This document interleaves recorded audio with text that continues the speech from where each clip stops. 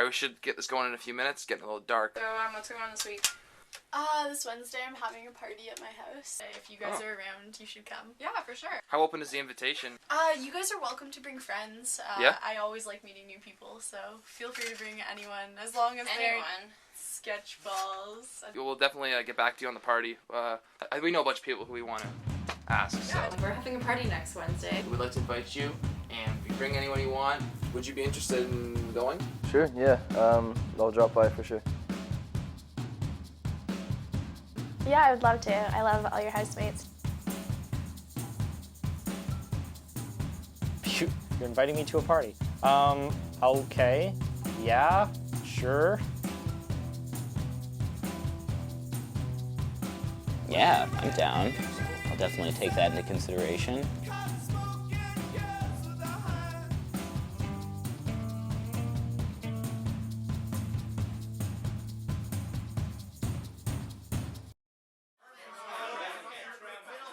I think that people sort of see me as the person that's always planning and organizing a lot of parties, trying to get my friends together. And I'll just sort of try and make sure that everyone feels included and happy that way. Movies are basically the huge thing that I focus on a lot, like very often takes up a lot of my life. I go to the movies usually every weekend just because I like seeing what's in theaters. I like writing about them and stuff. I love music. What are your favorite bands anyways? Oh my god, where to start? That's a Led Zeppelin. But the thing with music is that it's such a subjective thing and everyone can be so opinionated about it, is that you don't want to say, oh, I like Kesha, and then automatically be judged for that. I think a lot of people see me as less social than they or their friends, maybe. And then a lot of people kind of categorize it as like, oh, she has a boyfriend, so she's not going to come out. And I don't want to be like the mother, be like, you should probably cover yourself up and like not show your boobs right now. It's very hard to make inferences about how people view you so much as how they treat you, how they act. Even when you get in someone's head and you say like, you know, how do you think this guy sees me? You're putting a lot of your preconceived notions in how they treat you. I go to parties here and there. Just partying has never just, I don't get it. It's just when you go to a party and, you know, everybody's having beer and just like, you know, like, yeah, and chanting, and then like maybe they're playing some beer pong, maybe there's just some people chatting in the kitchen. They all have generally like, you know, 90% of the people have beer, right? And you can find those 10% of people who have like, you know, like the juice or just the Coke or whatever it is. But like, you know, then you're just going to have sober conversation with them, and you've gone out to have conversations with sober people, which you can do at home. I enjoy, you know, going out, having a good time with the guys and drinking and stuff. I like bars better just because people at house parties, I think there's a stronger sort of front. You're a little more socially conscious. When you're out at a bar, you know, people don't really care. They just sort of be themselves.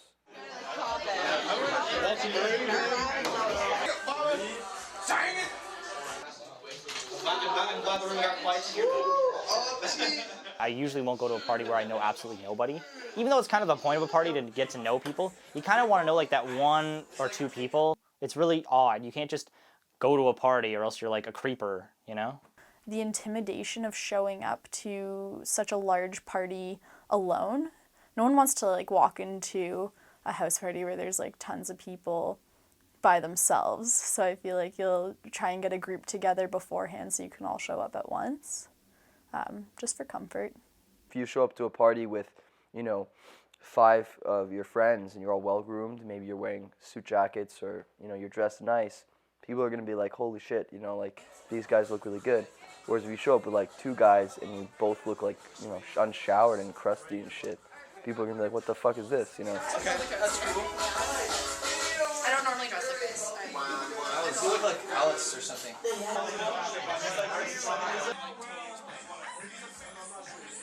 It's difficult when you want to interact with people and you're sort of not sure what to say to them that will make them interested in what you're saying. I think it's just people realizing that at the bigger parties, sometimes they can't always have the meaningful conversations that they want because there are usually so many people around. It's easy to get distracted and sort of end one conversation prematurely with someone. Everyone, when meeting a new person, lies within the first 10 minutes of conversation. And I think they do that because they want to feel like they relate to the person they're talking to. Like, so for example, I'll be like, hey, have you heard the new Black Keys album? Just for the sake of the carrying the conversation, they'll say yes, even though they haven't. Do you like small chat? I'm so bad at it, and I'll I'm really bad at it, and if someone's small talking, I draw attention to the fact that we are doing small talk. I'm really awkward with small talk. I'd rather have a genuine conversation about something the two people are interested in. Personally, as a philosophy major, I get into big chat a lot, but small chat has its role. It's pretty heavy to just go up to a person and be like, do you think people are happy?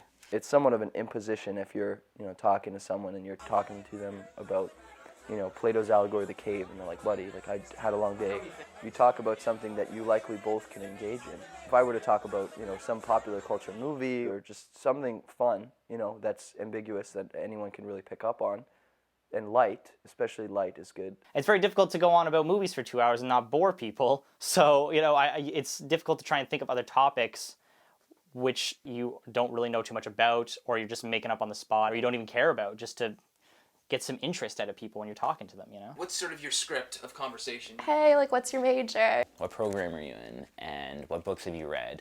What courses are you taking this semester? What's your schedule like? If I'm in a place that I'm really not enjoying, and I've been asked that 10 times, and I know I'm never going to see these people again, I just start picking random majors and just talking about funny things, because I know it's going to be a 30-second conversation, and then they'll be like, okay, I'll see you later. And I'm like, no, you won't. Some people, they have this entitlement of arrogance or whatever, and you just maybe meet them the first time and they're like, oh, hey buddy, what's going on? They're looking over there. And it's like, okay, how about I slap you across the face?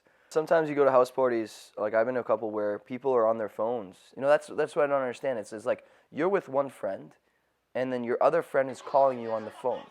You're going to place primacy over that call than the person you're actually with, which doesn't make sense to me, because this person is there with you right now. I think that it's a really big security blanket for people, and they'll start texting someone else, I guess, just so that they don't look like they're not socializing.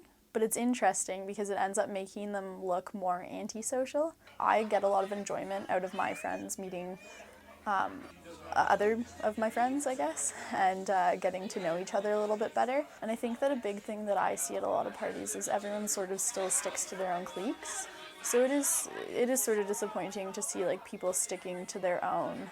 And I guess it is important that they stay comfortable so that they can have a good time. But it would be nice to see people sort of break out of that comfort zone. There's the whole idea of conforming. I'm against conforming, but fitting in with the crowd. They say think for yourself, but act like everyone else. And so if you go to a party and you're drinking, you're kind of in with them. I feel like I don't fit in because I'm too sober. I don't drink that much anyway, so when I go to a party, I'm who I am, and everybody else at a party is trying to not be who they are because they're pretty drunk, right? A lot of people at the parties that I go to are usually drinking a fair amount, which I don't think is the greatest sort of idea to hold on to. But why do you think they do that? I guess people feel like they can let loose more and not care what everyone's thinking. Liquid courage? Yeah, a little bit of liquid courage. Liquid courage, basically. Liquid courage. So, but I'm against the idea that you need it to become social, but it definitely helps. People are drinking to the point where they're getting sick consistently. I think that's just really irresponsible, because then people you've never met before come up and start grinding on you, and that's just uncomfortable. And I have a boyfriend, and I don't want to spend the whole night being like, oh, sorry, thank you. When you go to a party, it's just, I'm not looking to get chug, chug, chug, chug, or do 5 games of beer pong. That's not me. I'll be the guy sort of just chilling and talking to people with a beer in my hand the whole time. And I really hate it when people are all in your face, look at how pretty I am, or look at how many beers I drank, look at all the cups I smashed. I don't care. I want to know more about you. And people that don't drink, they often say, oh, well, either A, he used to be an alcoholic, or B, maybe he's socially awkward or weird, or C, he's pretentious. I've heard people say, oh, he doesn't drink, he thinks, he's beyond that or something. You go to any person's house party or, dinner party, whatever it is, even adults do this, they bring over a bottle of wine. But if you were to bring over a can of sardines, they'd be like, what the fuck are you doing? You give them a bottle of wine, they say, oh, I don't drink. What kind of condescending shit is that? Chances are you're going to be thinking in your mind that he's a pretentious asshole. People say that alcohol is like a social lubricant. It just helps people communicate more easily because they're more relaxed. They're not nervous or whatever. You know, there's a saying, only drunks and children tell the truth. You want to get the truth out of someone, get them drunk. You go to a party for attention other than people you know, because you want other people to pay attention to you. There's a need to impress, and there's a need to be impressed.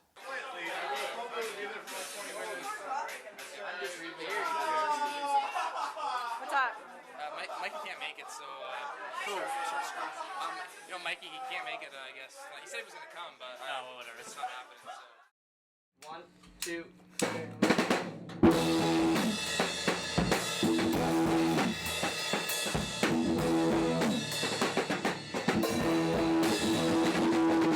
Sometimes people just like to have fun and be someone else. I guess there are some people who will come out and you can sort of tell that they don't really want to be there. You have to play by certain rules. You can't go to a house party, you know, wearing a bikini if you're a guy or some shit like that. As you meet different people, they come to form opinions on you, and that, in a way, is your character. The excitement is not being yourself because you are yourself every day. So it's exciting to see what it's like being other people.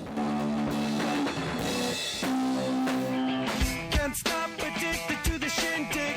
Chop top, it says I'm gonna win big.